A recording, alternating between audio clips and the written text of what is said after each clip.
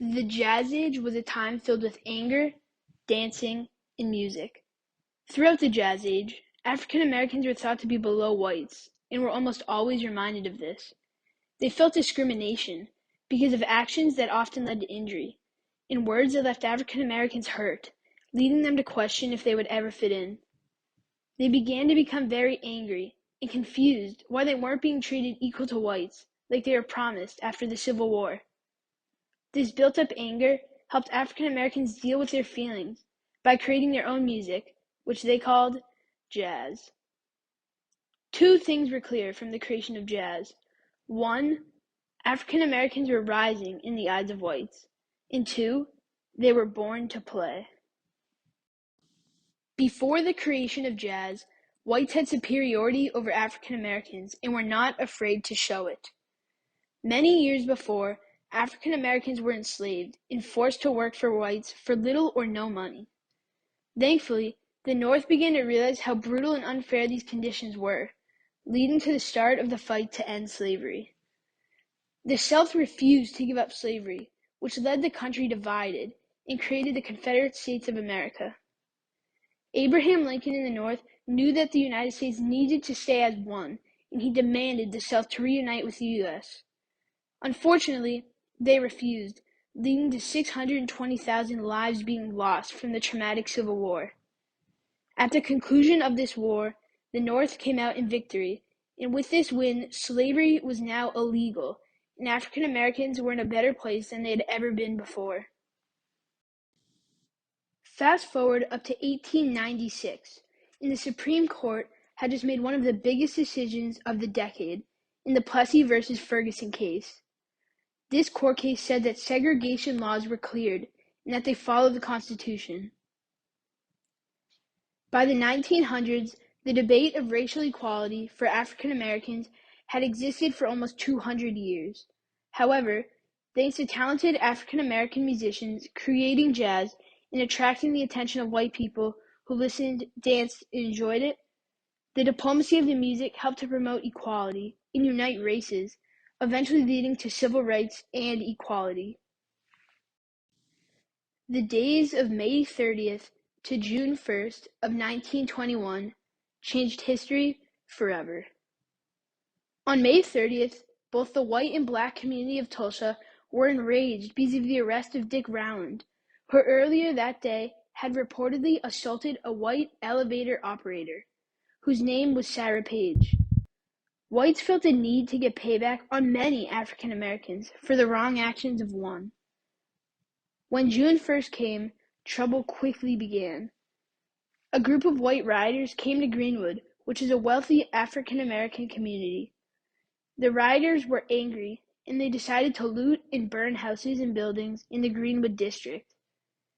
The next day, the aftermath of what had occurred kicked in. 35 blocks lay in ruin, 800 acquired some injury, and at least 36 were confirmed dead. This riot was clearly taken too far, but the sheer hatred between the two so-called groups showed that white rioters don't care that they killed many innocent lives. This had to change. African Americans needed a place to let their feelings and emotions loose. They found a place to do this, on the stage as musicians, performing to not only African Americans, but also to whites. This was the coming together for the two and allowed whites to see African Americans differently for the first time.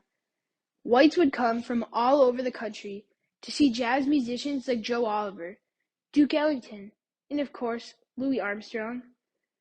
They would sing and dance at their seats, and this connection is what helped to later solve the civil rights problem. But to fully understand the effect jazz had on whites, you need to know how jazz was created. Before the creation of jazz, African Americans were trying to fit in, but they didn't know how to. Then, in the city of New Orleans, musical traditions from West African and European music began to develop. Since African Americans didn't have the money to buy new instruments, they decided to use military band equipment and instruments that were left in pawn shops. Bands began to form, but the jazz we know and love today didn't become famous until the 1920s.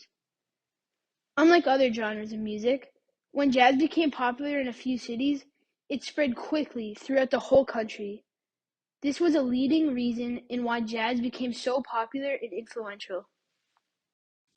The popularity of jazz is what led whites and African Americans to grow a bond, while listening and dancing to great tunes. Throughout the 1920s, it became a tradition for jazz lovers to go to concerts, which were performed quite regularly. At these concerts, people didn't just sing and dance, but they also talked to people of their race and the opposite race to try to get to know them. Without these exciting jazz concerts, African Americans might never have built a bond lasting for many years. Unfortunately, not all good things last. As years went on, the connection between African Americans and whites grew stronger until October 28th, 1929, when the Great Depression began. As days went on, the stock market continued to drop, and another number that was dropping was the number of available jobs. It was now as though the last 5 years of bonding was for nothing, because African Americans were thrown onto the street. Whites then took the jobs that were previously done by African Americans. During the Great Depression, the unemployment rate reached 70% for African Americans, but stayed around the 25% mark for whites. This shows how quickly things can change, leaving people homeless, jobless, and scared. As the Great Depression continued, a new slogan was made for African Americans: the first fired and the last hired. African Americans were fired to make room for whites to get jobs. Before this disaster, African Americans already had low-paying jobs, but now they were in trouble.